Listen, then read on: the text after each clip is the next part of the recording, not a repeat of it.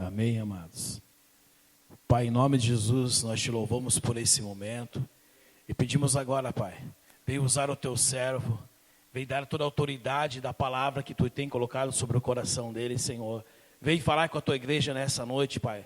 A tua palavra é libertação, a tua palavra é revestimento, a tua palavra nos traz, Pai, o gozo nessa noite, Pai. Então usa, Pai, tremendamente, Pai, que a tua língua possa estar destravada, Senhor, que o teu ato profético possa estar liberado nessa noite sobre a vida do teu servo, Senhor, e que venha, Senhor, vem Espírito Santo, toma todo esse lugar, toma com poder de graça nessa noite, Pai, porque nós necessitamos, porque nós precisamos, porque nós viemos aqui nessa noite, Senhor, para ouvir a tua voz. Por isso nós te louvamos e te agradecemos, Pai. Amém. Pode sentar, queridos. Não entra. Amém, glória a Deus. Quantos estão felizes com Jesus? Amém? Se você não está, eu espero que você saia daqui feliz com Ele.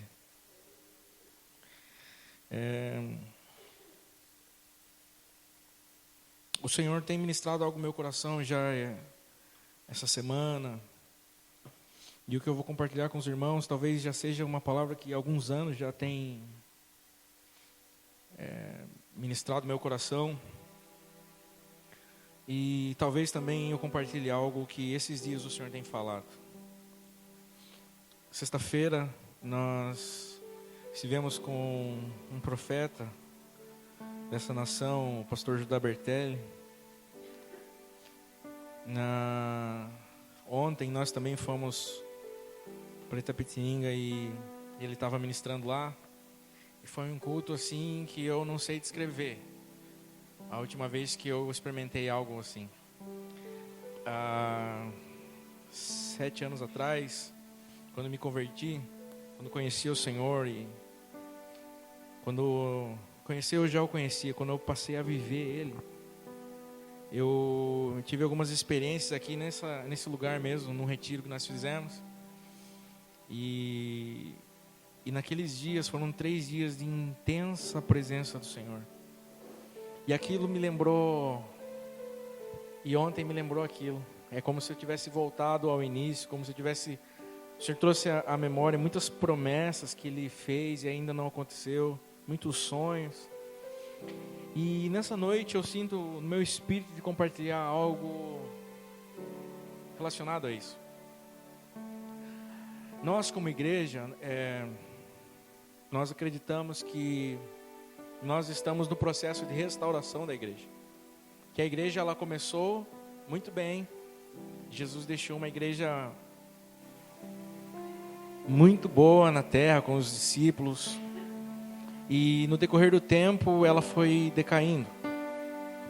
No decorrer do tempo ela foi se perdendo. No decorrer do tempo ela foi perdendo a essência. E o Senhor no decorrer do tempo começou a levantar homens para restaurar a essência. E eu acredito que nós fazemos parte do processo de restauração de Deus. A igreja ainda está em restauração. E é difícil falar sobre a essência, explicar a essência e falar sobre isso, mas eu queria que você imaginasse um vidro de perfume. Se você pega esse vidro e durante um tempo você destampa, você deixa ele destapado, 1 ano, 2 anos, ou 2000 anos, esse perfume ele ainda vai ter o rótulo, ele ainda vai ter a capa, ele ainda vai ser líquido, mas ele não vai ter mais cheiro, porque ele perdeu a essência, por falta de proteção. E eu acredito que o Senhor nesses dias ele tem ministrado voltar à essência. Nós precisamos voltar à essência. E o Senhor, há alguns anos, tem ministrado no meu coração uma palavra sobre o propósito eterno dele. Que gostaria que você abrisse comigo um texto em Romanos 8. Para a gente começar a pensar algo sobre isso. Romanos capítulo 8.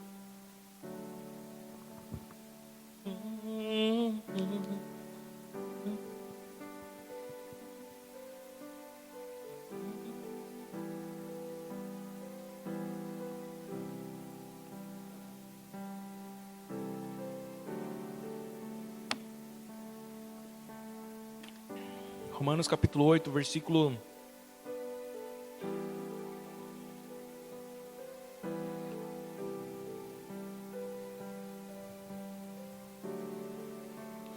28.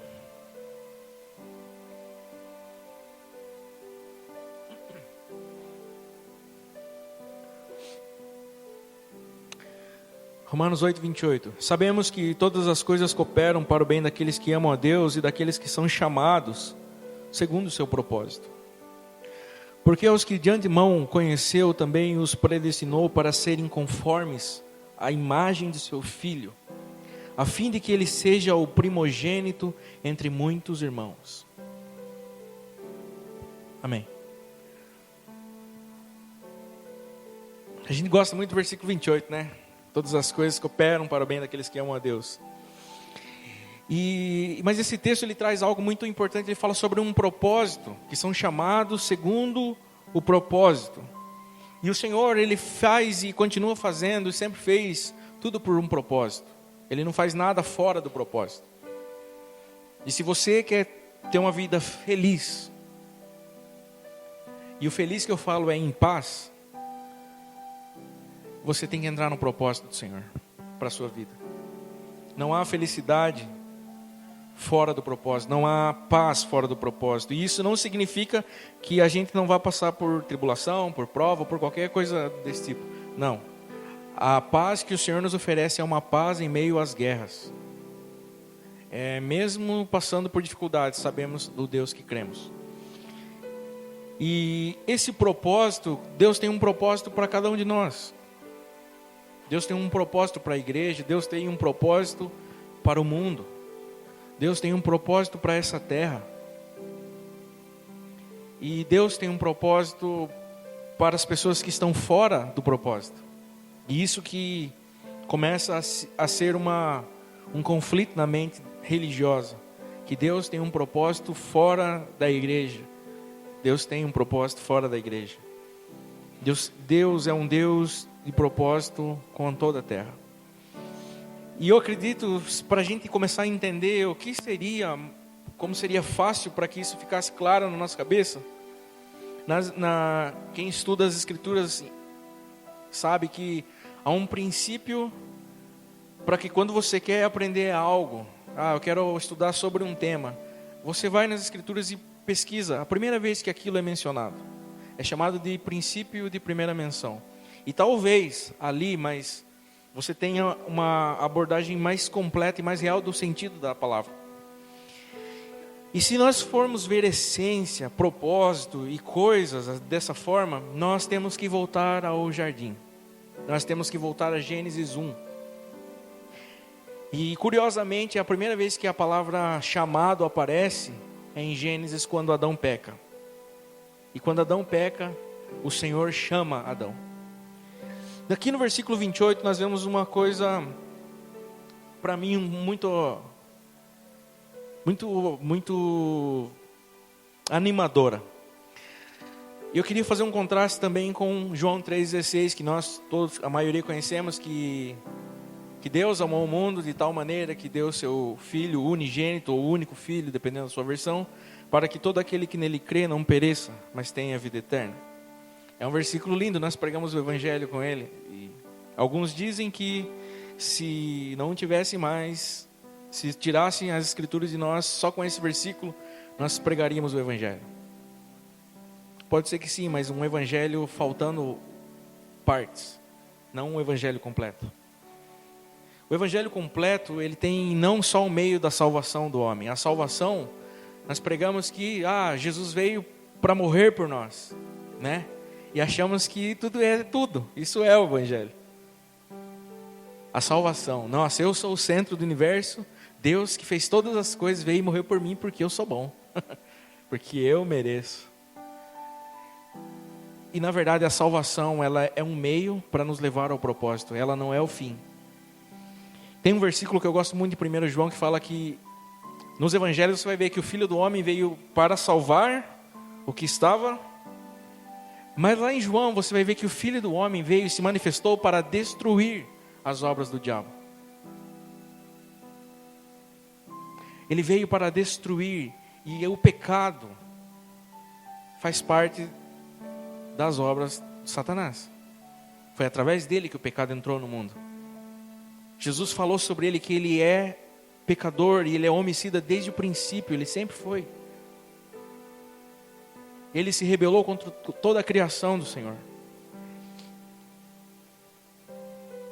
E no versículo de João 3,16, que é lindo, que é maravilhoso, mas ele também é assustador, fala que naquele momento, em toda a criação, e quando eu falo toda a criação, eu não estou falando só de nós.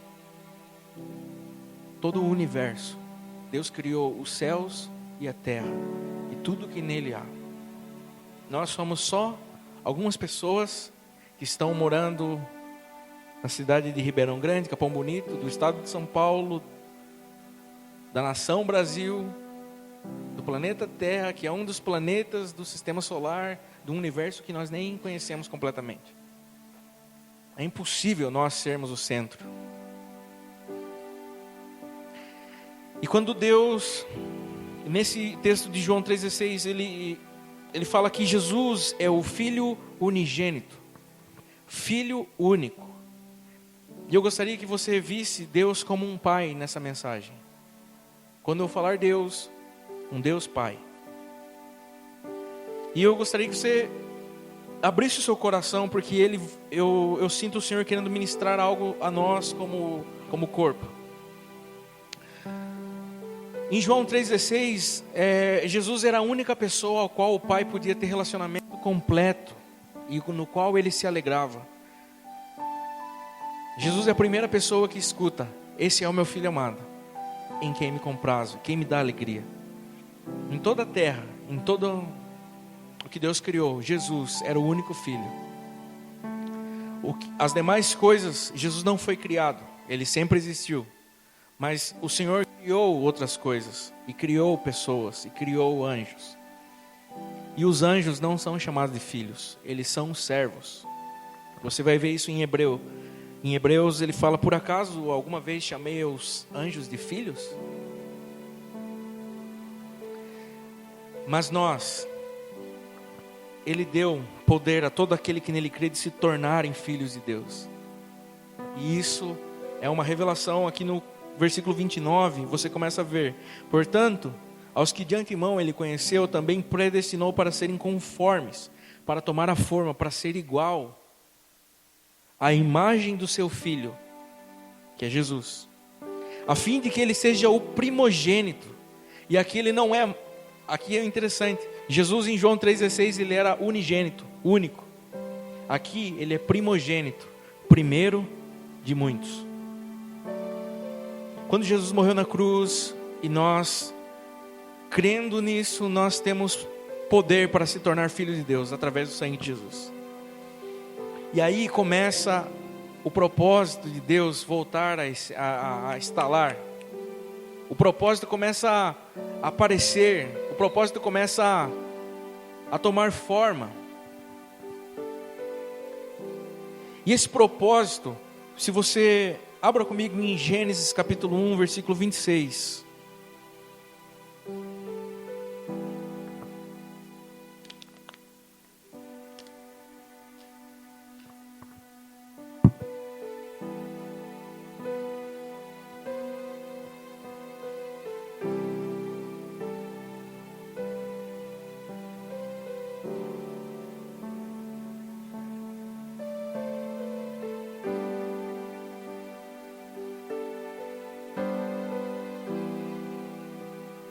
Gênesis 1, 26, voltando ao princípio, voltando à essência, nós vamos ver Deus criando o homem. E ele fala: e disse Deus: façamos o homem à nossa imagem, conforme a nossa semelhança. Eu só vou ler até aqui. Façamos o homem a nossa imagem. Essa palavra no hebraico é tessalém, que significa sombra. Façamos o homem à imagem, a sombra do Senhor. Todo homem tem uma sombra, e a sombra é parecida. E o interessante é que quando você se move, a sombra se move. Será que o Senhor está querendo falar algo? Façamos o homem a nossa imagem, a sombra do Todo-Poderoso. A sombra é a semelhança. O Senhor cria um universo, o Senhor cria a terra, e o Senhor cria um jardim, e coloca o homem nesse jardim, e todos os dias o Senhor vinha ao jardim para ter comunhão com o homem. Se você ler Gênesis, antes do pecado, era só isso.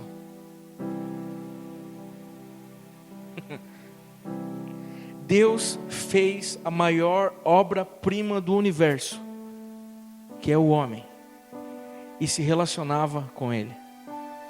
Deus não fez a terra para ele. Deus não fez o universo, nada para ele. Deus fez a terra para o homem. Deus fez o homem para ele. Esse é o seu chamado, essa é a sua essência. Você não foi feito para trabalhar. Você não foi feito para ficar numa mesa de um escritório, dia após dia. Você não foi feito para nada mais, nada menos do que ter comunhão com Ele. E eu ouvi uma frase do profeta e me chamou muita atenção. Que o Senhor, Ele não ficou bravo quando Adão pecou. O que machucou Deus foi quando Ele procurou o filho e ele estava escondido. E daí Ele fala: Adão, onde você está? O Senhor não chegou e falou: Adão, você pecou? O que você fez? Ele falou: não, onde você está? Eu ainda quero você. Isso mostra para nós que para Deus nós valemos mais do que aquilo que nós fazemos. Não importa o que você tenha feito, Ele sempre está disposto a estender a mão e falar: onde você está? E quando Adão fala, não reconhece o pecado, não reconhece suas falhas, o Senhor provê, o Senhor vê ele com um cinto de figueira. Ele fala: Senhor, eu tive vergonha porque eu estava nu e eu tive vergonha. E ele tentou se cobrir com um cinto de figueira. Se você for ler em Efésios, uma das armas espirituais é o cinto da verdade. Adão estava fazendo uma verdade para si próprio, e a figueira, algo doce, ele estava tentando se justificar com uma verdade docinha. E o Senhor falou: Adão, quem falou para você que você estava nu?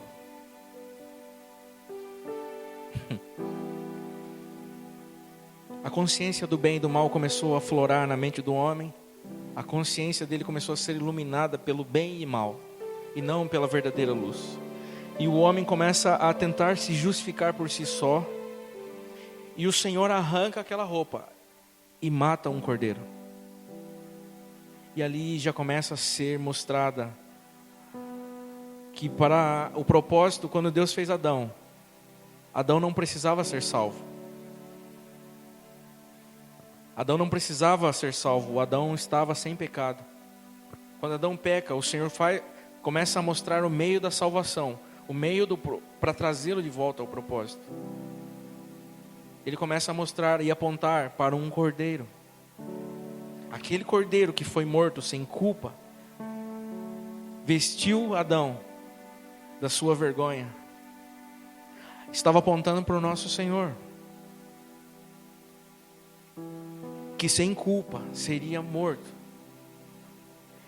e taparia a nossa vergonha, para nos levar de volta ao jardim, para nos levar de volta a Ele, para nos trazer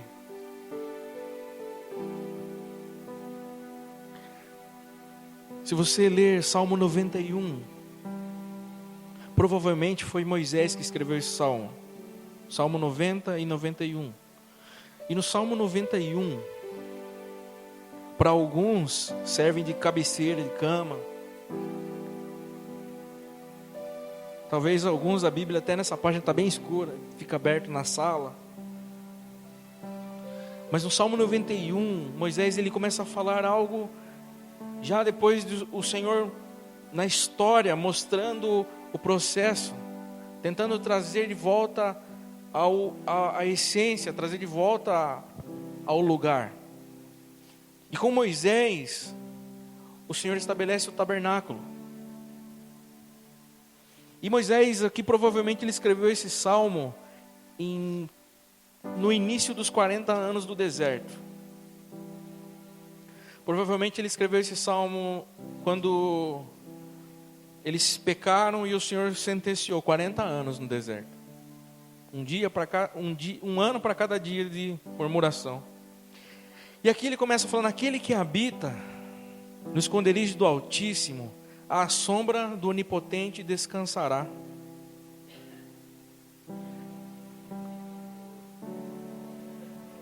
Vocês lembram a sombra? O que é a sombra? Aquele que habita no esconderijo do Altíssimo, à sombra do Onipotente descansará. A palavra aquele aqui não se refere a um pastor, a alguém que lidera nada. Ela fala a qualquer pessoa. Qualquer pessoa, em qualquer lugar do mundo. Aquele que habita no esconderijo do Altíssimo, à sombra do Onipotente descansará.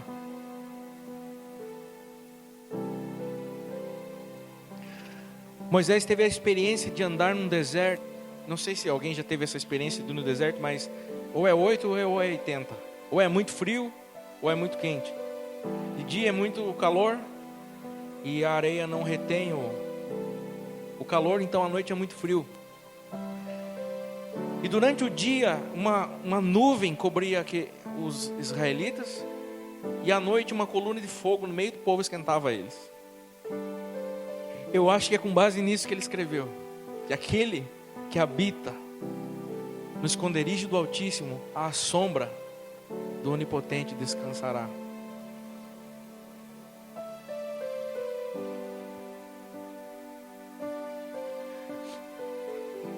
O Senhor começou com um jardim, e Moisés é um tabernáculo. Se você andar um pouquinho mais na história, você vai ver Davi levantando uma tenda. Se você andar mais um pouquinho, você vai ver Salomão fazendo um templo. Se você andar mais um pouquinho, você vai ver os profetas falando sobre um Deus Emanuel que estará conosco. E ela se cumpre em Jesus, que agora é uma pessoa. Quando ele morre na cruz, se torna um corpo, uma igreja. E logo logo será uma cidade chamada Nova Jerusalém. Em todas essas etapas, em todos esses, o Senhor estava falando uma coisa: vocês são meus. Eu quero vocês. Tenham comunhão comigo. Eu sou o seu Pai. Nada pode nos separar.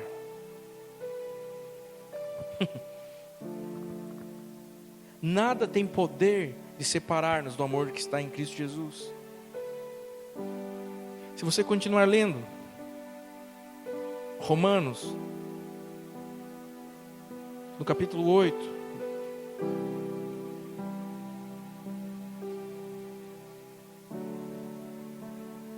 no versículo 30, você vai ver ele falando que os que ele predestinou, esses também chamou. E aos que ele chamou, ele também justificou. E aos que justificou, esse também os glorificou. E note algo interessante aqui ele fala sobre uma predestinação. Não como alguns creem que as pessoas estão predestinadas a ir para o céu ou o inferno. Não é isso que ele está falando. Mas ele fala predestinados a ser a imagem do Filho. Predestinados a ser filho. Ou seja, Deus criou Adão para Adão pecar? Sim ou não? Não. Então ele criou Adão para ser filho. Essa é a predestinação. E ele fala, aqueles que ele predestinou, que são os filhos, que entenderam que ele veio, interviu na história, salvou, arrancou a gente do reino das trevas e transportou para o reino do Filho do seu amor, para voltar ao propósito, ele fala, esses, ele também chamou. E chamado hoje em dia é muito entendido como, é para mim fazer algo. Eu tenho um chamado para mim ser um pastor. Eu tenho um chamado para mim tocar bateria. Eu tenho um chamado para mim varrer o chão. Sei lá, qualquer coisa. Sempre relacionado a fazer. Sempre relacionado a fazer. Nossa, eu estou sentindo o meu chamado. E quando as pessoas vêm para Cristo, é interessante. Eles sempre, nossa, qual que é o meu chamado? Eu não sei o que eu tenho que fazer. E aqui o chamado não é fazer nada, o chamado é ser, o chamado é voltar ao jardim, o chamado é comunhão com o Pai. Isso é o chamado. A primeira vez que a palavra chamado aparece nas Escrituras é quando Deus chamou Adão do pecado. Quando Deus chama Adão a ter relacionamento, e não acusando, e não condenando. E quando ele começa E Paulo começa a descortinar algo muito interessante. Ele fala que os que também chamou, também justificou. Justificação, ela tem muito a ver com a salvação. E olhe, se você olhar na sequência, a salvação vem depois do chamado. E geralmente sou salvo e depois eu descubro o meu chamado.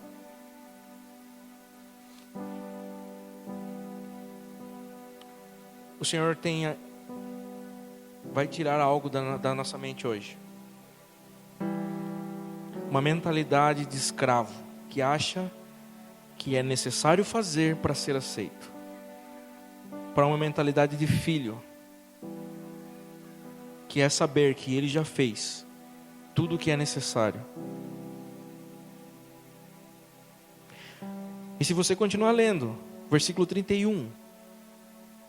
Depois de Paulo falar que nós sabemos que todas as coisas cooperam para o bem daqueles que amam a Deus, que nós temos um propósito, que nós já fomos justificados, que nós temos um chamado de voltar à essência. Ele vai falar, que diremos pois à vista dessas coisas? Se Deus é por nós, quem será contra nós? Aquele que não poupou o seu próprio filho, antes por todos nos entregou, porventura não nos dará graciosamente com ele todas as coisas? E quem intentará acusação contra os eleitos de Deus? É Deus quem os justifica. Quem os condenará? É Cristo Jesus quem morreu. É Cristo Jesus quem morreu, ou antes, quem ressuscitou, o qual está à direita de Deus e também intercede por nós. Quem nos separará do amor de Cristo? Será tribulação, ou angústia, ou perseguição, ou fome, ou nudez, perigo, ou espada? Versículo 37. Em todas estas coisas somos, porém, mais do que vencedores, por meio daquele que nos amou. Porque eu estou bem certo de que nem a morte, nem a vida, nem anjos, nem principados, nem as coisas do presente, nem do porvir, nem os poderes, nem a altura e nem a profundidade, nem qualquer outra criatura poderá nos separar-nos do amor de Deus que está em Cristo Jesus, o nosso Senhor. Aleluia. Aleluia. Você precisa crer no que está escrito. Aí você vai parar de levar uma vida de escravo. Achar que qualquer coisa que você faz, ele já está rejeitando você.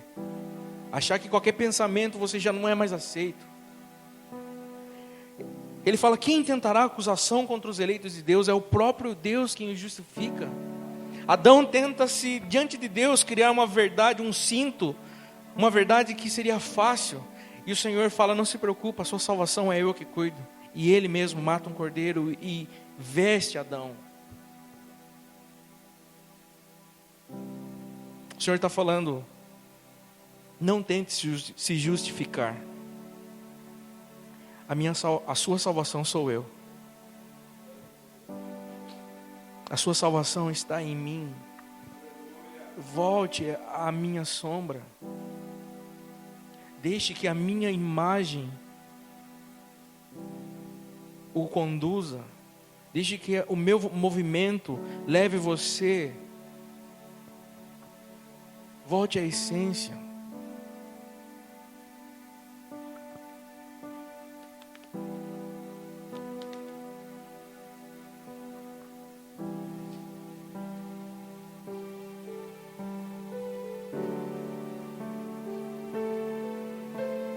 você lê o livro de Apocalipse,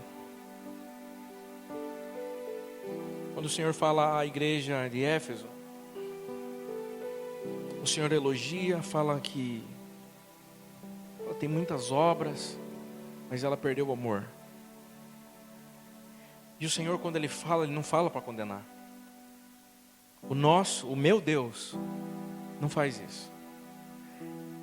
E ali o Senhor faz um apelo, que faz alguns dias que está no meu coração, latejando. O Senhor fala, lembra do que você fazia no começo? Lembra das primeiras obras? Lembra onde você caiu? E volta. Sabe para que Ele está apelando?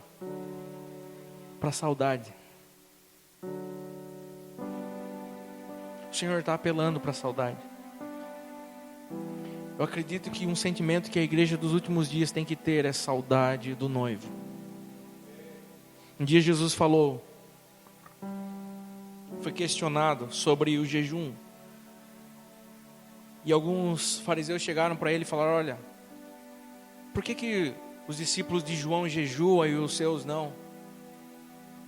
E Jesus fala, pode porventura os amigos do noivo estarem tristes e jejuarem enquanto o noivo está com eles?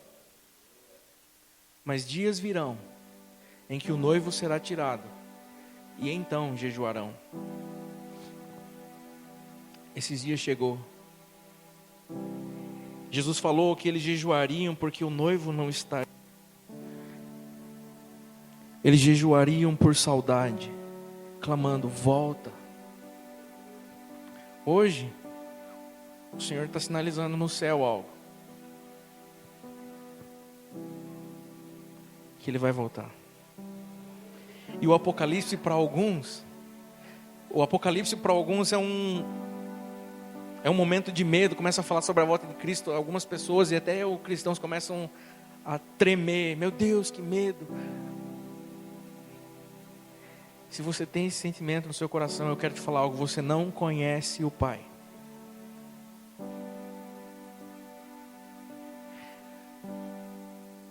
Você deveria estar vendo essa lua, falando, nossa, falta só um pouquinho para Ele voltar. Eu vou estar com Ele. Para aqueles que creem, isso é o maior sinal de amor. Ele está voltando. O que está escrito é verdade. E Ele está mostrando. Ele está dando uma piscadinha, que nem dos Bertelli. Eu estou indo. É real. Jesus voltará. E Jesus falou, ó, dias virão em que eu não estarei com vocês. Vocês vão precisar jejuar por saudade. Jejuar porque eu não estarei com vocês. Vocês precisarão jejuar porque clamando, volta. Vocês precisarão jejuar. Vocês precisarão... E o jejum fala de se separar de algo. O jejum fala de você abrir mão de algo que é muito gostoso, para você ter mais dele. O jejum não é para você conquistar coisas. Eu já vi pessoas jejuando e falando, nossa, a menininha, o menininho querendo namorar, acho que eu vou jejuar para ver se Deus toca no coração dele para ele namorar comigo. Eu já vi isso. Eu já vi pessoas jejuando querendo um carro melhor. Eu já vi pessoas jejuando para conquistar coisas. O jejum, ele serve para matar a sua carne e fazer com que você se aproxime do propósito do Senhor. Nada mais. O jejum vai matar você. O jejum vai matar a área das suas vontades. Quanto mais você fortalece a sua vontade, menos força você tem no mundo espiritual para falar não. E quanto mais você mata a sua vontade, mais você consegue falar não para o pecado, não para as coisas do mundo, não para tudo que não é a vontade de Deus. E quanto mais você matar a sua vontade, mais você vai falar sim para o Senhor. Quanto mais você abrir mão de coisas Quanto mais você perder nesse mundo, mais você vai ganhar no reino. Jesus falou: aquele que perde a sua vida aqui, encontra lá. Aquele que abre mão de coisas que por mim receberá 100 vezes mais.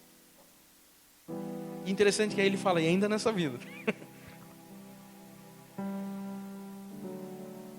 O Senhor tem um chamado à igreja: volta à essência.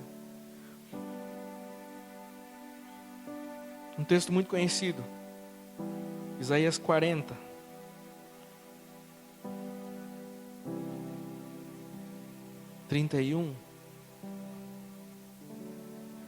Essa semana eu ouvi um pastor ministrando sobre ele e meu coração palpitou, porque era tudo que o Senhor está falando comigo já há alguns dias.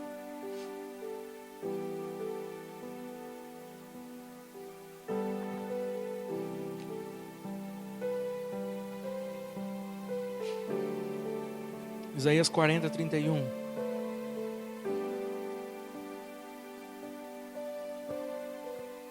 Diz assim: mas os que esperam no Senhor renovarão suas forças,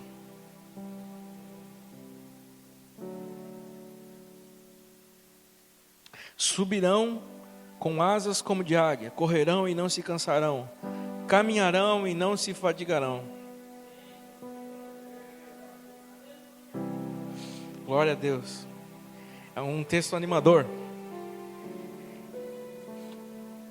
mas tem uma revelação aqui.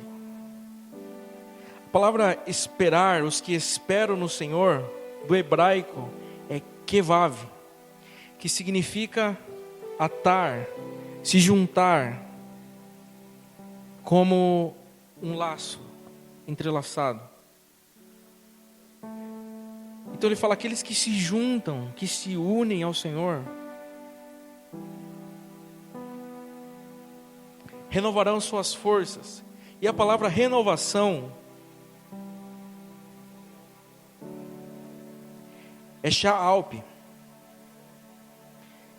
que significa deslizar, apresentar-se, passar, brotar, mudar, alterar, avançar, renovar, mas no maior sentido significa germinar. O que o Senhor está falando é que aqueles que se unem com Ele, que se juntam com Ele, vão dar fruto. As sementes germinam e dão frutos. Os que esperam no Senhor, os que se juntam com o Senhor, terão frutos de força, subirão como águias. Os que se juntam ao Senhor têm força. E essa é uma característica que a igreja da nossa geração precisa. Muita informação nós temos. Nunca houve um tempo de tanta informação. A igreja sabe muito, mas faz pouco. Nunca se houve um tempo em que nós sabemos tanto, mas não praticamos nada. Sabe, irmãos, o que chama a atenção é que nós às vezes vamos pregar o Evangelho, nós vamos falar sobre Jesus, e as pessoas começam a falar: mas você é de tal igreja? Faço parte de uma congregação. E fulano é da sua igreja? Fulano é da minha igreja. Então eu não vou lá porque ele fez isso para mim. Então eu não vou lá porque ele faz aquilo. Então eu não me junto a vocês porque eu não creio no evangelho que você prega por causa dessa pessoa. Nós sabemos muito, mas nós fazemos muito pouco. E o evangelho que Jesus fez, que Jesus fundou na terra, que Jesus ensinou, e o que Jesus passou para os discípulos, não foi teoria. A igreja primitiva, ela cresceu dia após dia, de uma prática sendo passada. Jesus não ensinou teoria nenhuma. Jesus falou assim: olha, se derem um tapa na sua cara, vira outra face, não revida. Se xingarem, abençoa. Jesus falou: se maldizerem vocês, ora por eles. seja luz. E eles dia após dia faziam aquilo. E hoje, às vezes vem uma perseguiçãozinha para a gente que é crente. Nossa, fulano fazendo isso, meu patrão, aquele tranqueiro fazendo isso comigo. E já começa. E os discípulos primitivos, eles falavam, sofrer por Cristo é uma honra. Sofrer pelo Evangelho é uma honra. E eles se alegravam, às vezes que apanhavam. E saíam correndo, olhavam um para o outro, chegavam dentro da igreja. Eu apanhei, levei 40 chibatadas de você. Eu levei 39. Ah, ganhei. Era isso o Evangelho. O Evangelho não era uma teoria, vamos sentar aqui, vamos estudar sobre o tal livro. Não, o Evangelho era, Jesus habitou na terra e me ensinou. João, quando você vai ver, os Evangelhos, é impressionante, cada um tem uma visão. Mateus escreve visando os judeus e mostra Jesus como rei. Lucas escreve aos gentios e mostra a sabedoria de Jesus. E Marcos também tem o seu significado. Mas o de João, ele não escreveu para ninguém, para nenhum povo, a não ser a igreja. O Evangelho de João é escrito para a igreja. E quando ele começa a falar na primeira carta de João, ele fala assim, olha, o que as minhas mãos apalparam, o que o meu olho viu, o que o meu nariz cheirou, eu toquei nele, eu vivi com ele, isso eu passo para vocês. Eu não estou passando uma teoria, eu estou passando algo que eu experimentei, eu comi com ele. Eu vi como ele tratou uma prostituta que chegou próximo dele, alguns fariseus querendo matá-la, querendo apedrejá-la, e chegaram para ele, olha, a lei fala que nós temos que matá-la. E o que você fala? Ele fala, olha, quem não tem pecado, que atire a primeira pedra. E aqueles homens, um por um, foram jogando as suas pedras. E aquela mulher olha para Jesus e ele fala, onde estão os teus acusadores? Ah, foram embora, Jesus. Ele fala, então vai, eu também não te condeno. E sabe o que é interessante? Jesus tinha que apedrejar aquela mulher. Se ele não cumprisse a lei, ele estava em pecado. Ele precisava apedrejar. E Jesus manda aquela mulher embora. Mas aquele pecado dela não ficou sem castigo. Ele tomou sobre si e foi para a cruz, cumprindo a lei. João fala desse Jesus. João fala de um Jesus que ele viu ele fazendo coisas extraordinárias. Há um ditado que fala que errar é humano, né? Jesus veio na terra e provou que isso não é verdade. Ele viveu como homem e nos ensinou o que é ser humano. Ele viveu sem pecado, em carne, como homem. E alguns falam, mas ele suportou a cruz porque ele era Deus. Ele não suportou como homem. Não, ele suportou como homem. E você vai ver o próprio João falando que veio aquele espírito, o espírito que ia aparecer. Ele fala, teste os espíritos. Aquele que confessa que Jesus veio em carne, procede do Senhor. Os que não confessam, não procedem. E o que ele está querendo dizer? O espírito do anticristo diz o seguinte: Jesus sofreu o que sofreu como Deus e não como homem. Então não vale o sacrifício. Você não está salvo. É isso que o espírito do anticristo fala. Mas entenda uma coisa. Jesus, ele veio, ele era Deus, ele abriu mão de toda aquela glória e veio como homem.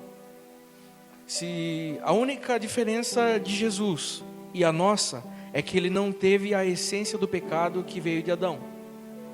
Se você ver um homem e uma mulher, a origem da semente vem do homem. E se você for também notar, quem pecou primeiro, Adão ou Eva, nas escrituras, mostra que foi Eva. Então deveria ser o pecado de Eva. Mas a Bíblia fala que o pecado, em Romanos capítulo 7, ele fala que o pecado de Adão, porque é o homem que tem a semente, o homem que transmite a semente. E quando Maria engravidou, ela engravidou do Espírito Santo, e uma semente sem pecado. E Maria deu teve a gestação de uma semente que veio sem pecado. Isso é tão forte que esses dias atrás eu estava vendo uma mãe que ela foi dar à luz, teve a cesárea e a bolsa não se rompeu. E a criança saiu dela e a mãe tinha AIDS.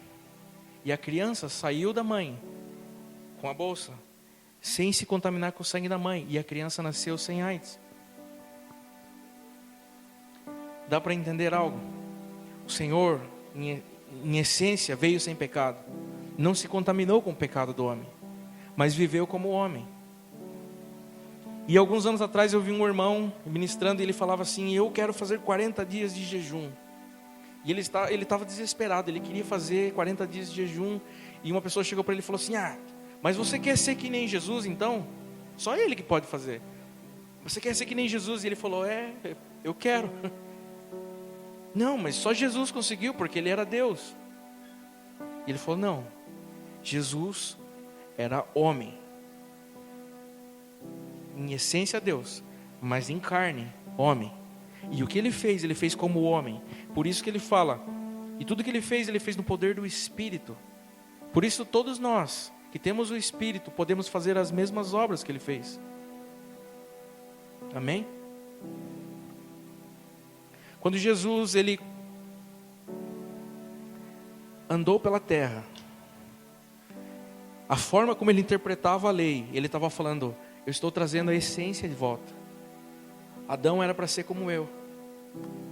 O que Adão era para ser é o que eu estou fazendo. E várias vezes você vai ver ele falando assim: eu sou, olhem para mim. E as escrituras dizem que todo aquele que olha para ele serão iluminados. A vida de Jesus, se você ler os evangelhos e ver a vida de Jesus, você vai ver a essência do que nós temos que ser. Ele teve comunhão plena com o Pai. Você vai ver alguns momentos ele falando que Jesus deixou os discípulos e foi orar. O orar que Jesus foi, ele foi ter comunhão com o Pai. Jesus foi ter comunhão com o Pai. E Jesus nunca se sentiu só. Interessante que quando ele está na cruz carregando todo o pecado, que Deus vira as costas, ele não chama Deus de Abba, como ele sempre chamou. Abba é paizinho. Ele fala Elohim, que é Deus. Ele nunca se sentiu sozinho no Pai, mesmo na cruz. Ele sabia que ele veria o Pai novamente. Essa é a confiança que nós precisamos ter. Feche teus olhos, curva sua cabeça.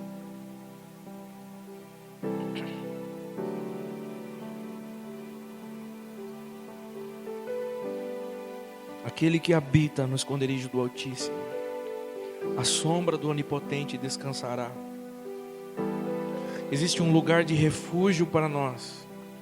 Existe um lugar onde nós podemos descansar, e esse lugar é no Senhor. Há um refúgio para aqueles que habitam, aqueles que fazem a sua morada, aqueles que fazem de um lugar preferido a sombra do Altíssimo. Há um refúgio para todos aqueles que buscam a essência do seu propósito.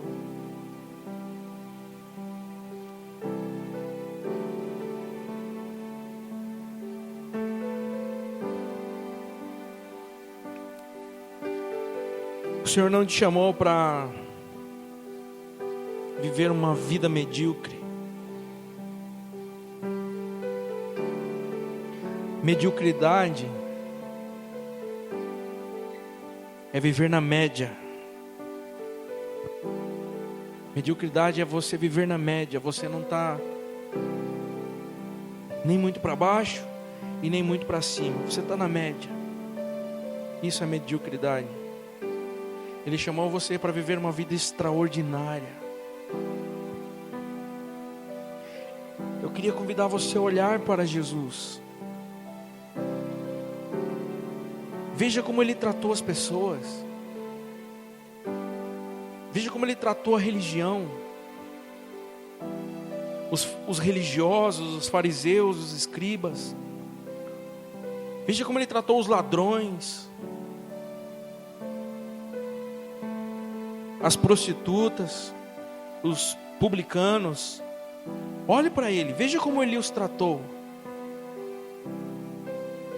A palavra de Deus diz que nele habita corporalmente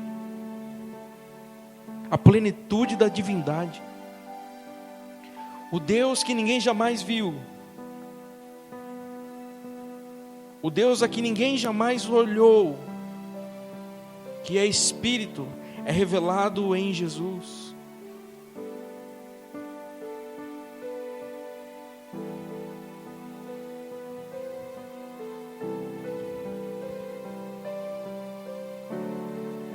A Bíblia também diz que nele todos os tesouros de sabedoria estão. O que passa disso é a invenção dos homens, é a invenção da religião, a invenção das pessoas.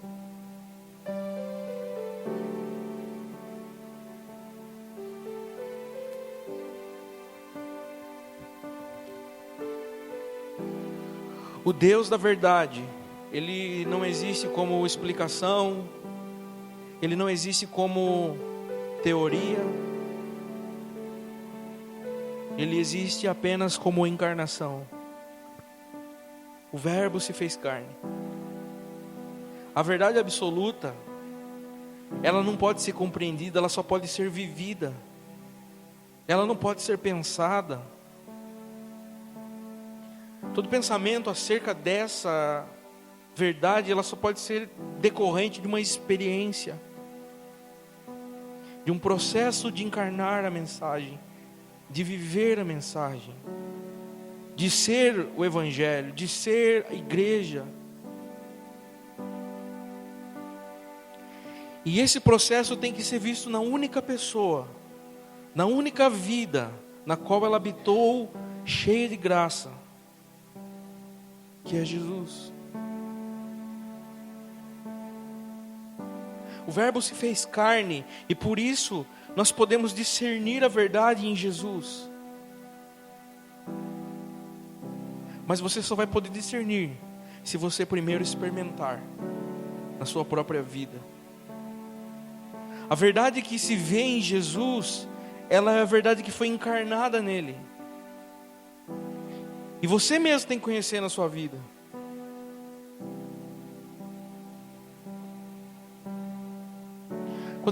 Quando eu começo a viver sabendo que Ele é a verdade,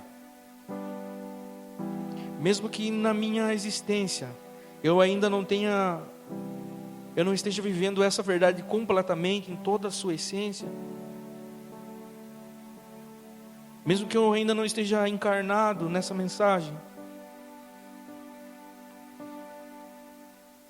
toda a verdade que eu vejo nele, até nos meus movimentos contra ela, até quando eu peco contra essa verdade, até quando falho, eu acabo a conhecendo, eu acabo vendo a intenção do seu coração. Quando eu falho contra essa verdade, mesmo falhando, eu acabo o conhecendo e sabendo que a minha salvação está absolutamente nele e em mais nada. Mesmo quando eu chego a cair contra a verdade, eu acabo desfrutando da graça e do amor que cobrem todos os meus erros.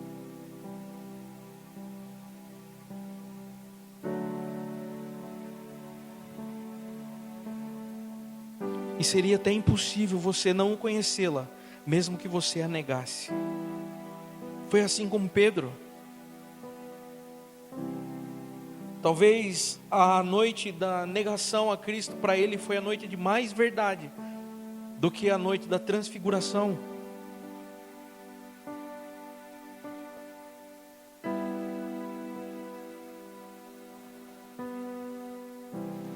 Dessa forma você só vai conhecer a essência, a verdade, se você experimentar na sua própria vida.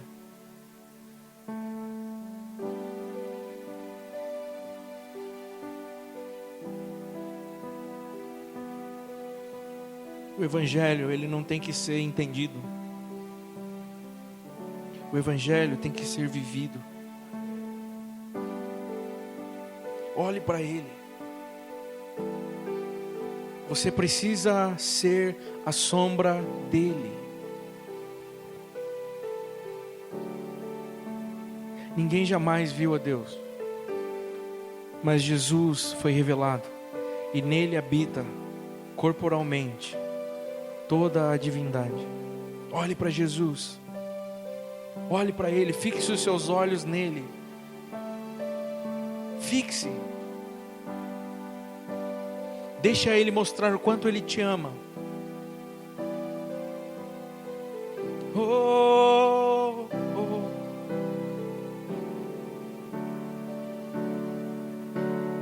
Quero habitar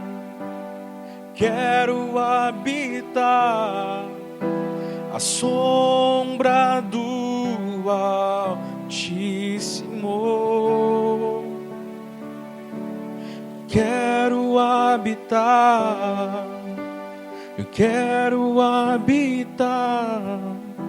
na sombra do Altíssimo. Eu quero habitar na sombra do Altíssimo.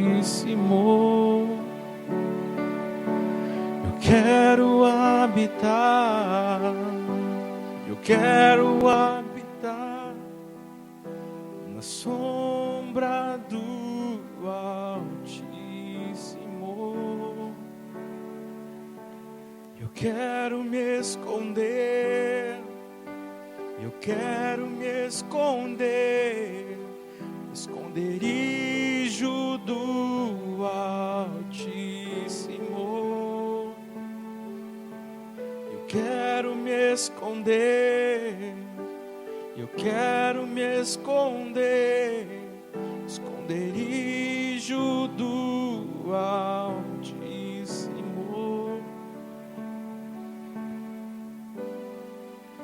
Nesse mesmo espírito de adoração, talvez você esteja nos visitando, você não entenda isso, mas nós amamos esse Jesus. Ele fez tudo por nós, e nós oferecemos as nossas canções, nós oferecemos os nossos corpos, dia após dia, amando mais Ele. Nós adoramos a Jesus.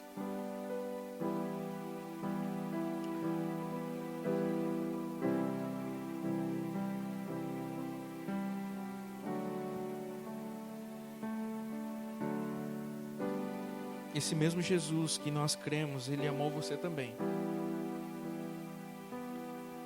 Mesmo antes de você nascer, mesmo antes de você vir à existência, Ele já tinha pagado o preço por todos os seus erros. E você é aceito a Deus. Todo aquele que o teme, Ele é aceitável. Atos 10, 31.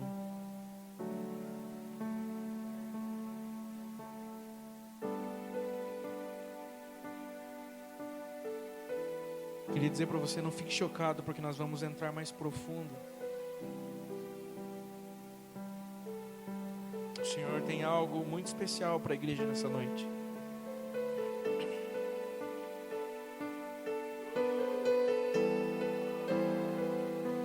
Oh, oh,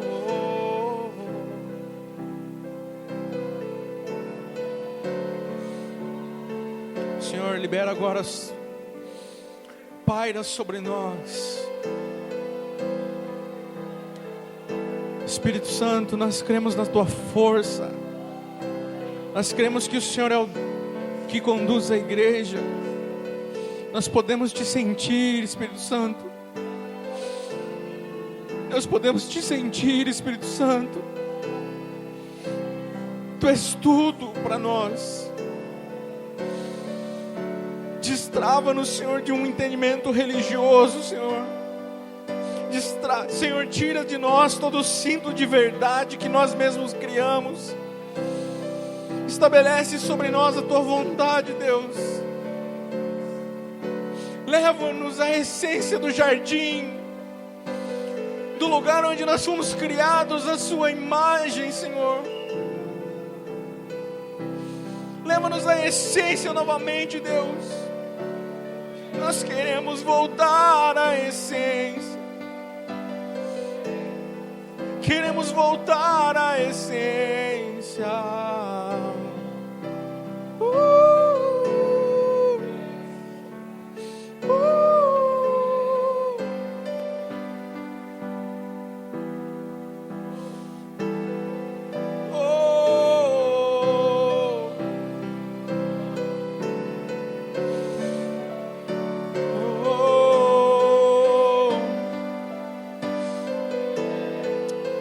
Libere essa unção que está dentro de você. As Escrituras afirmam que os que creem, do seu interior fluem rios de águas vivas.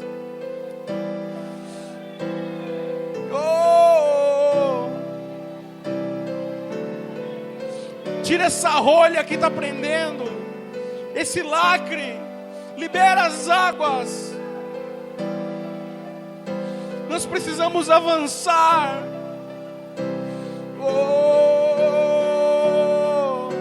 Eu quero habitar. Eu quero habitar na sombra do Altíssimo. Eu quero habitar.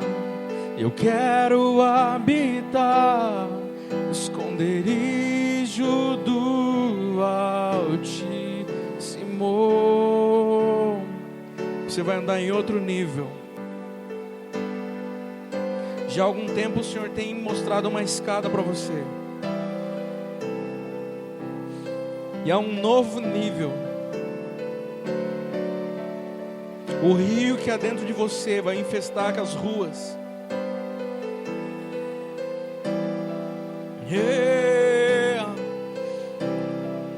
Os seus olhos verão jovens aos seus pés abandonando o crack.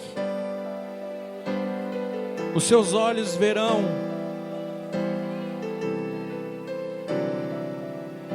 meninos falando: me ajuda a voltar para a casa dos meus pais. Na rua, no meio da rua. Há um novo nível para você. Você tem caminhado à sombra do Altíssimo. Ele tem visto o seu quarto.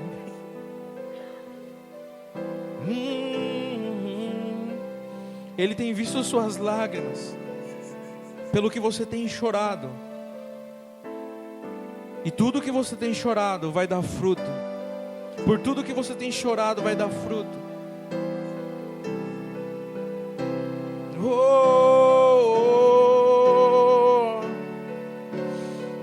Vamos, igreja.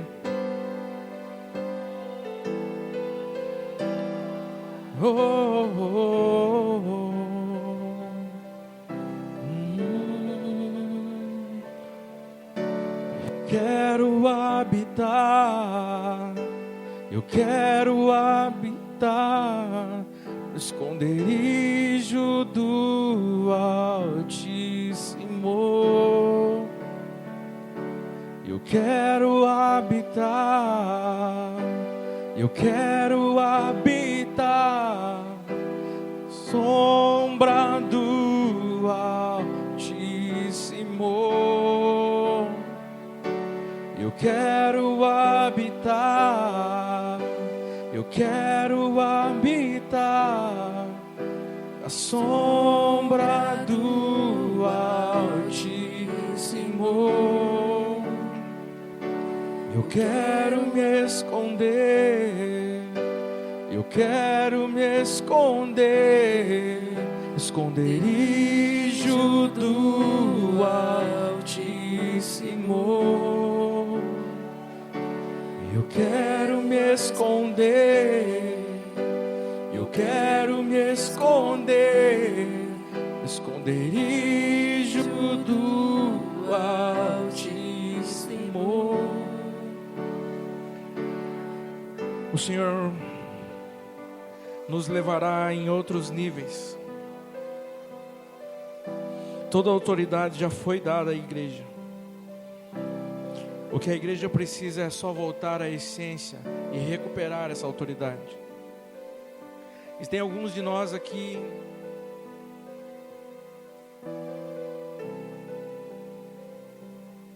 que o Senhor tem falado algo específico aos corações.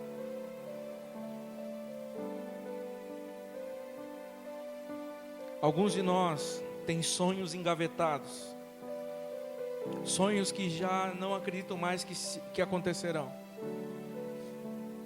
sonhos que foram deixados. O Espírito profético tem falado nesses dias: o Senhor irá surpreender o seu povo, e é tempo do impossível acontecer.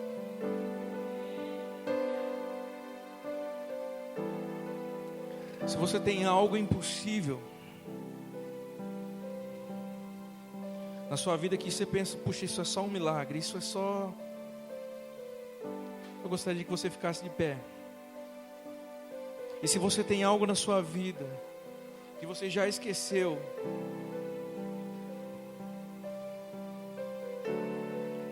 parece que está tão difícil, só uma surpresa mesmo, fica de pé também. Há uma unção aqui sobre nós. Ontem nós estávamos em um culto que durou 4 horas e 20 minutos. 4 horas e 20. E o Senhor desceu naquele lugar como poucas vezes eu experimentei na minha vida.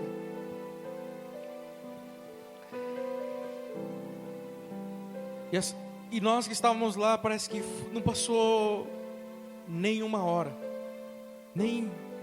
Parece, a impressão que teve que foi muito menos.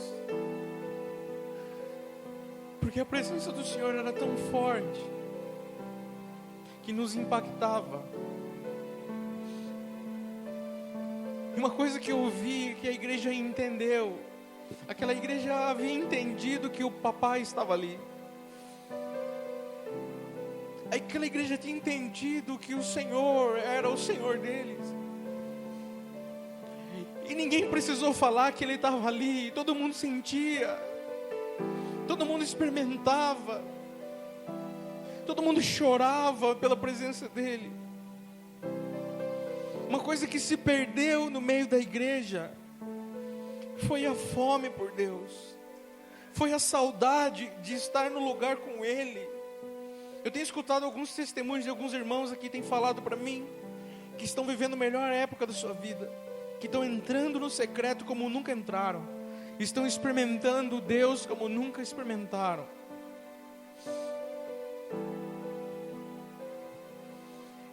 Eu acredito que isso vai tomar conta da igreja. Chega, acabou o tempo da mornidão, acabou o tempo da mediocridade, acabou o tempo de se distrair com coisas. Acabou esse tempo. E o tempo dos que têm fome por Deus, fome pela sua palavra e sede pela sua presença está sendo estabelecido. O vento do Senhor irá soprar, como já tem soprado, e vai colocar as coisas em ordem. Mas para pôr algumas coisas em ordem, Ele vai ter que tirar de ordem algumas coisas. Talvez você vai ficar sem carro, talvez você vai perder chaves, talvez você vai perder o celular, televisão, talvez algumas coisas vão queimar. O Senhor está falando à igreja nesses dias: você é meu. E nem que eu tenha que colocar você numa prensa para te trazer para mim, você será meu. Um espírito de violência espiritual vai ser estabelecido por nós. Em nós, aliás. O Senhor virá tomar o lugar dele. O lugar que é devido no coração da igreja. E nem que Ele tenha que arrancar os ídolos do nosso coração à força, Ele vai fazer nesses dias, mas para nos trazer para perto. Quando Jesus foi espremido no Getsemane, onde Ele sofreu, onde Ele chegou a falar: Pai, se for da sua vontade, afasta de mim esse cálice. Quando Ele foi espremido, quando Ele foi apertado, Ele levantou dali e cumpriu o propósito. Ele teve unção necessária para cumprir o propósito. A unção que Deus tem para a igreja dos últimos dias virá do sofrimento, virá da prensa, assim como o filho sofreu.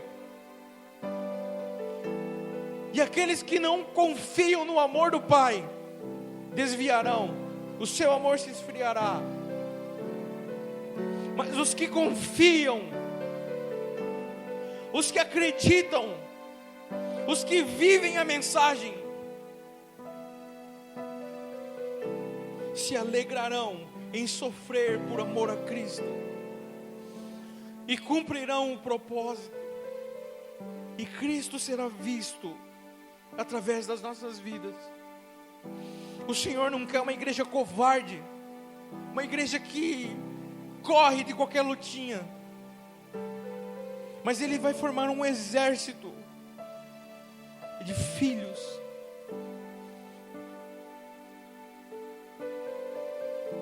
para cumprir o propósito, remir essa terra e manifestar a glória de Deus. Deus vai fazer isso. Pode escrever e pode marcar esse dia. O Senhor vai fazer isso.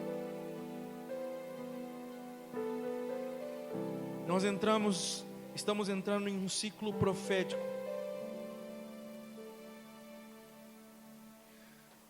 O Senhor mudou a estação. É época de começarmos a colher coisas que nós plantamos.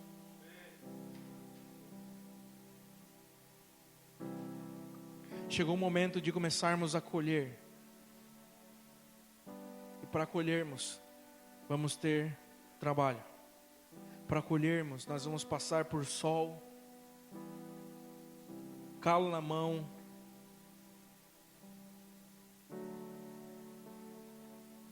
sofrimento. Nós vamos ter que passar por uma prensa para a gente acordar. Mas isso vai levar a gente para Ele. Não tenha medo. Não tenha medo. Habite à sombra do Altíssimo. Olhe para os apóstolos que sofreram por Cristo.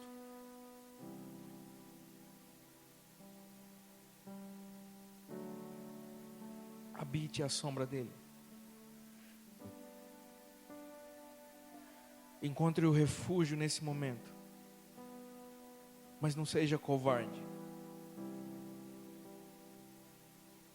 Não saia da luta. O cristianismo não é uma religião de vitória sempre, mas é de nunca desistir. Não é a nossa vitória, é a vitória dele. Não é a nossa vida, é a vida dele. Não é o nosso reino, é o reino dele.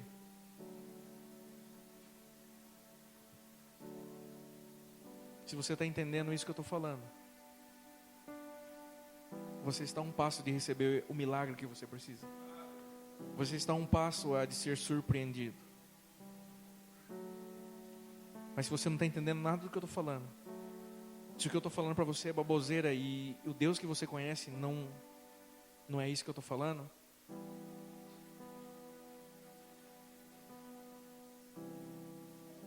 eu não sei. O Espírito Santo tem testificado nesses dias Volta à essência.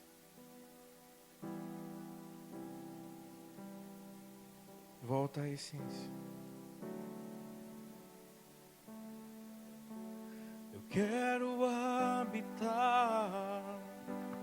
Eu quero habitar na sombra do Altíssimo.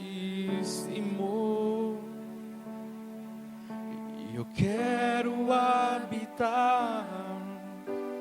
Eu quero habitar na sombra do Altíssimo. Eu quero habitar. Eu quero habitar na sombra do Altíssimo. Eu quero me esconder. Eu quero me esconder. Eu quero me esconder. Esconderijo do Altíssimo. Eu quero me esconder. Eu quero me esconder. Esconderijo do Altíssimo. Senhor, nós oramos por todos aqueles que levantaram, Senhor, porque necessitam de um milagre, porque necessitam, Senhor, de ser surpreendidos. Senhor, em nome de Jesus, que o entendimento do Senhor, que o conhecimento do Senhor sejam a força pela qual eles consigam, Senhor. Eu oro por isso, para que eles te conheçam. E o povo que conhece o seu Deus será forte e fará proezas. Ele já liberou, já está escrito que se Deus é por nós, quem será contra nós? Já está escrito que Ele nos deu todas as coisas. Já está escrito que Ele é quem nos justifica. Já está escrito, Ele já fez. Oh, Ele já fez. Oh,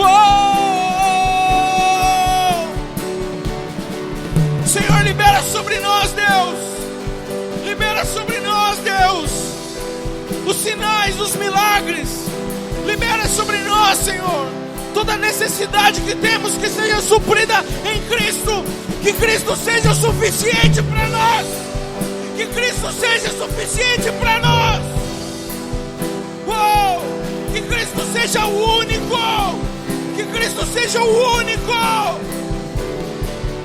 Que Cristo seja tudo, Deus. Que Cristo seja tudo.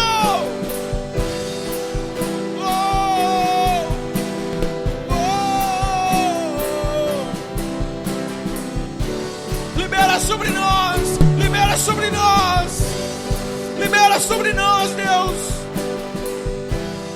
todas as riquezas espirituais que estão em Cristo Jesus, que estão em Cristo Jesus.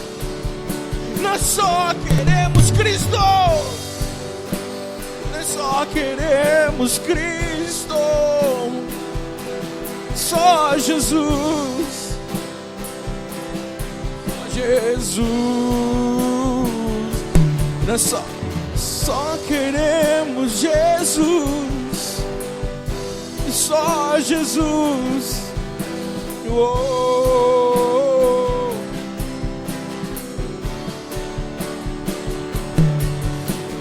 quero habitar, eu quero habitar a sombra do Altíssimo. Eu quero habitar, eu quero habitar na sombra do Altíssimo. Eu quero me render, eu quero me render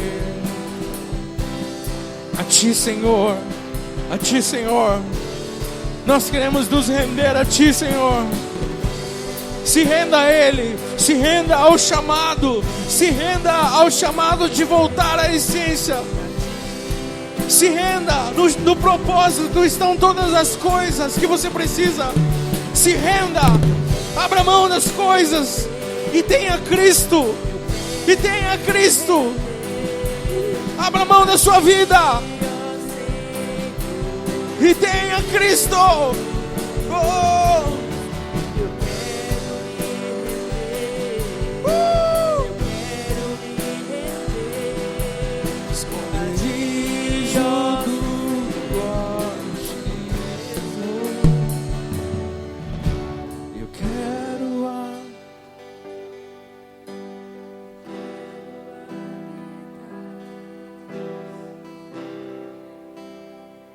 Pegue na mão do seu irmão, em nome de Jesus.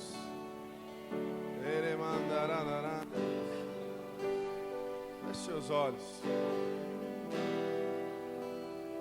Tu és santo, Jesus. Tu és bendito. Feche seus olhos, escute o que eu vou dizer para você. Na faculdade, eu tive um monte de professor que nunca deram aula me ensinando a dar aula. Todos os professores que me deram aula na faculdade, esses dias Deus fez voltar. Nunca tinha exercido a profissão professor. Poucos, 2 ou 3. E eu fui ver isso. Se pega no curso de administração, o pessoal que ministra no curso de administração, poucos são administradores. A maioria são teóricos. A cultura ocidental, e eu fui buscar isso na cultura ocidental, ela valoriza a teoria, o teórico. O evangelho não é teórico. O evangelho é prática. Amém? O que Deus está querendo fazer com você nesses dias é colocar em prática algo em você. O pastor Oséias falou de algo, nós vamos orar. Falou sobre águia. Quando a mãe águia faz seu ninho,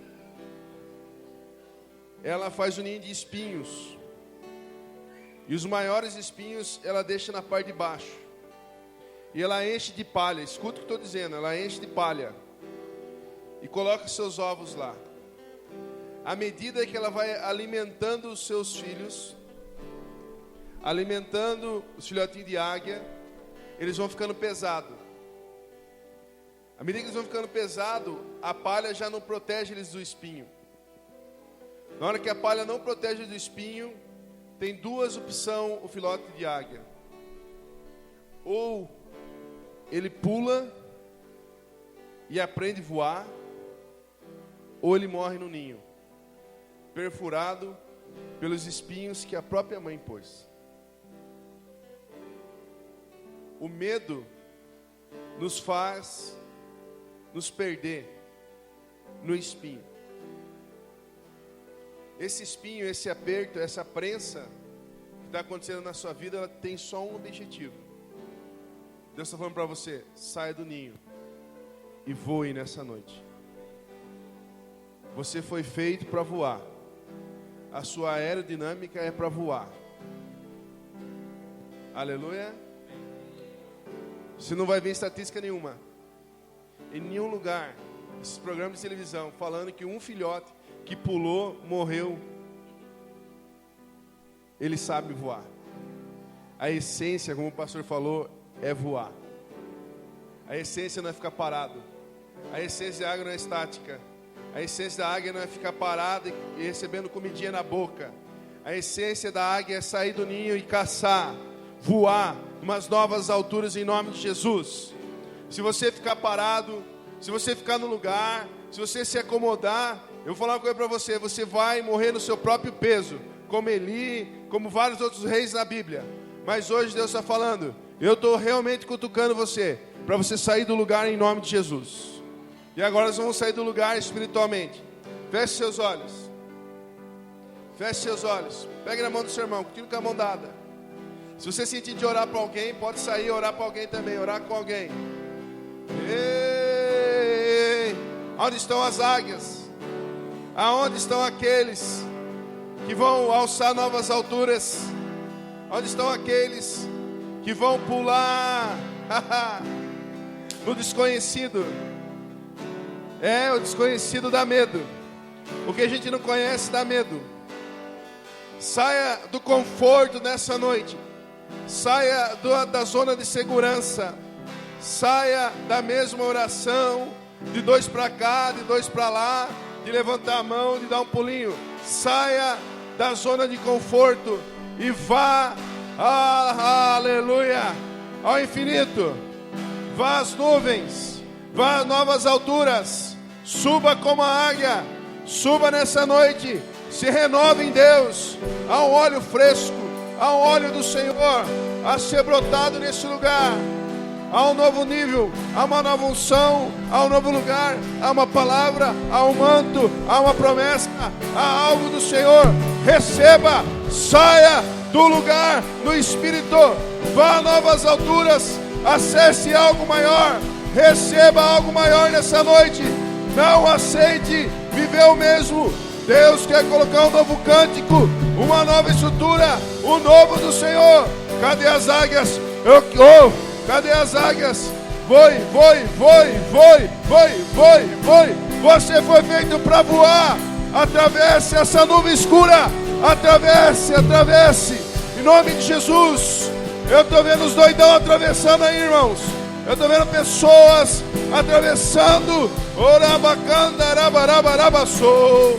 Xararabacanda, radarai. Erebadarararararará. Cadê os que vão ter visão? Visão.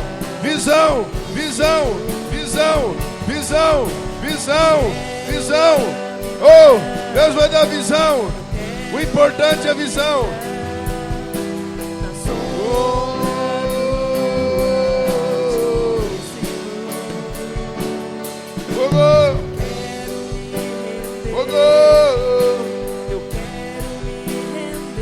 Fogo. Xadara bacandara batadara basodoro bacandara. Herere bacandara. Herere badara basou. Shai. Show. Fogo.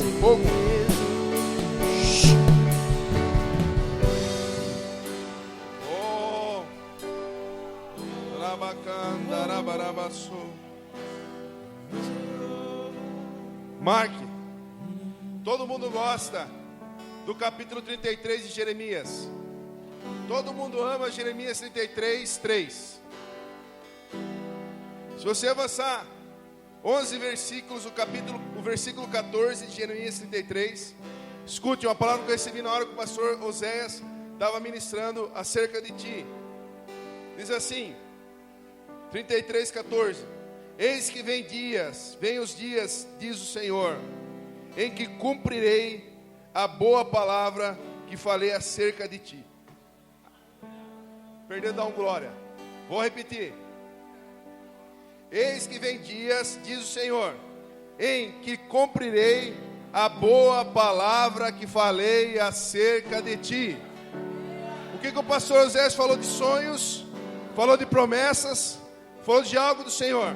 Então marque, rasure sua Bíblia. Jeremias 33, 14. Eis que vem dias que cumprirei a boa palavra que disse acerca de ti, em nome de Jesus. Erebacandará. Eu creio nesse tempo. Eu creio nesse momento. Eu creio em algo reservado agora.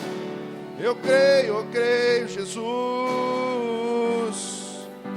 Toda promessa é nossa. Entramos nos lugares celestiais, diante do trono da graça, reivindicando tudo que é nosso, tudo a herança, tudo aquilo que o Senhor conquistou na cruz. Oh! Nada vai ficar no Egito.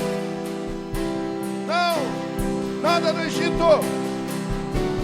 Vamos levar tudo. Leva tudo. pedra preciosa, talento, roupa, ouro, prata, couro. Leva animais, leva os servos e as servas. Nada ficará no Egito. Nada ficará no Egito. Nada, nada, nada, nada. Vem o espaciador.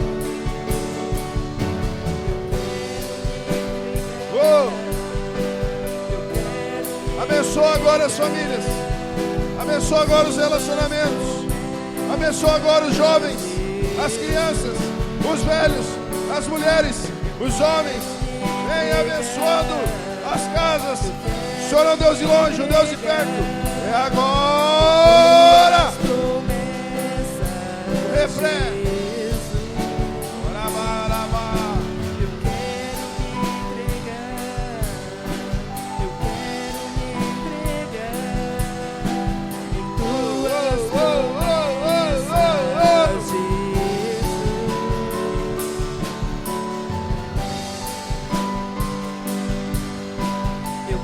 Papai está em casa.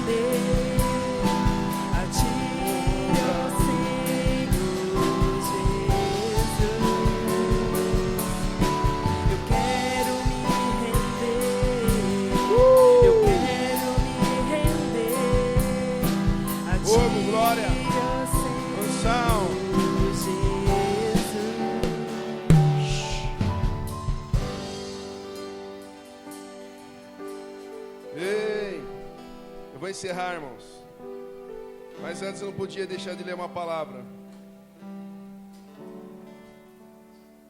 Foram 2 textos que Deus me deu. Eu queria compartilhar com você. Salmos 92, o versículo 10. Mas tem exaltado o meu poder como o do boi selvagem. Fui ungido com óleo fresco. Amém? Deus vai dar força. E há um óleo fresco reservado para você. Amém? O poder de Deus vai ser exaltado na sua vida. Essa unção, esse poder do boi selvagem. Amém? Não tinha cerca que segurasse. Não tinha quem que domasse. O óleo fresco. Amém? Eu creio nesse óleo. Põe a mão na sua cabeça aí. Pai, derrama um óleo fresco sobre nós nessa noite. Derrama força, unção, poder, graça. A manifestação do teu amor. Em nome de Jesus. Que não haja mais cerca. Que não haja mais ninguém querendo nos adestrar. Queremos ser livres em ti. Em nome de Jesus. Amém. Amém, irmãos? Hoje só vê boi adestrado. Só boi confinado. Lembra que a palavra que nós recebemos assim, que nós éramos leão de zoológico? Chega o tempo de leão de zoológico. Chega o tempo de animal adestrado e confinado. Amém?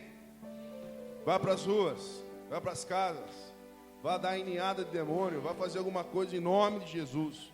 Vai responder o que Deus está fazendo para você. Amém, irmãos? Não se contenha, não tem limite aqui, ó. Nós temos algo que nós preservamos bastante, liberdade. Aquilo que Deus mandar você fazer, faça. E vá com tudo. Deus vai dar força para você. Deus vai dar unção, vai dar estratégia, vai dar visão de águia. É isso aí, irmã Terezinha, irmãos, mas vai para cima em nome de Jesus.